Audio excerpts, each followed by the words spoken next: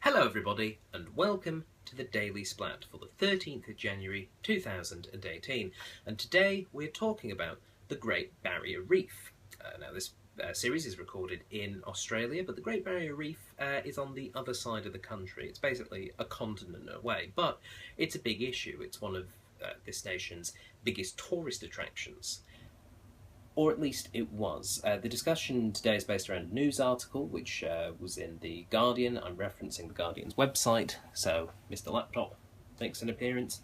And the article is headlined, if you want to find it and read for yourself, Great Barrier Reef tourism spokesman attacks scientist over slump in visitors. Col Mackenzie calls on government to stop funding work of Terry Hughes, saying tourists won't do long-haul trips when they think the reef is dead.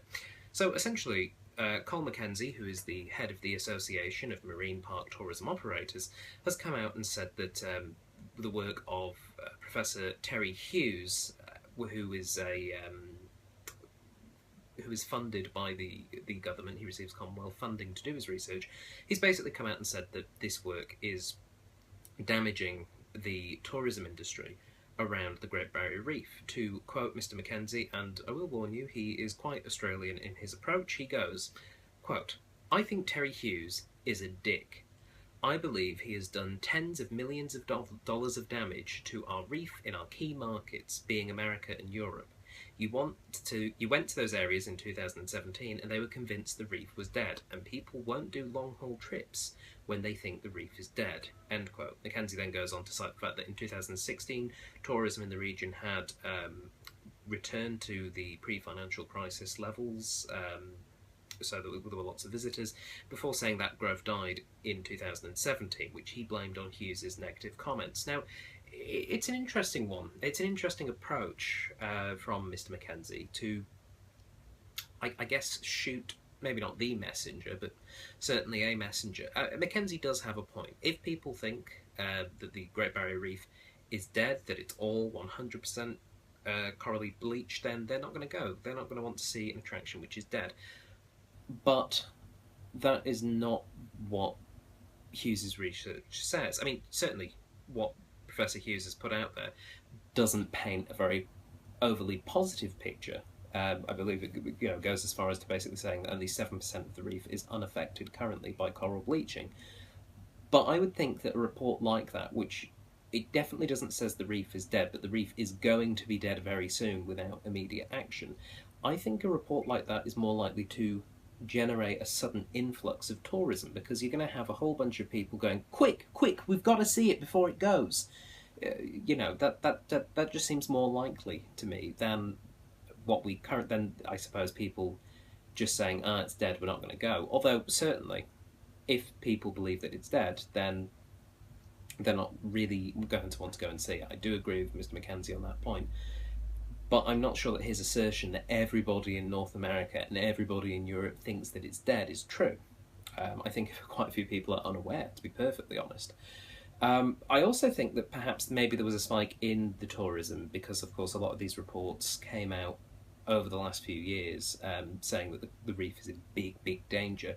Maybe that recent spike in 2016 that you had was people coming to essentially pay their last respects, because it's not looking good for the reef.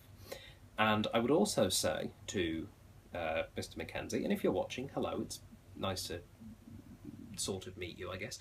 But what I would say is that I feel as though your energies are somewhat misdirected currently. Attacking the one very particular scientist who is doing well-accredited and peer-reviewed work into the fact that the reef is in really poor health, I think is not as effective as perhaps going after, say, the cause of the bad health that the reef is currently in, which is undoubtedly pollution. Pollution in the area is a big deal. It's more than a big deal. It's catastrophic. What it's doing to the reef is absolutely awful. And I just feel as though perhaps a focus more towards the cause of the decline of the health of the reef would be better. After all, the tourism industry that is built around the Great Barrier Reef is kind of dependent on there being a Great Barrier Reef, a healthy barrier reef, having something that people want to see. And whilst I understand that, publicity is key, and having someone come out and say it's in bad shape is not great for business, the death of the reef, I would say, is much worse. But what I want to know, what you guys think. You listening at home or watching on the bus or the toilet, or if there's a toilet on your bus, then if you're watching it there or anywhere, let us know what you think by commenting in the comments below, and let's have a bit of a discussion. Could be good fun, or it could be disheartening and extremely sad, but we won't know till we get there. But that's all for today. Thank you very much for listening, and I'll speak to you all tomorrow. So until then, bye!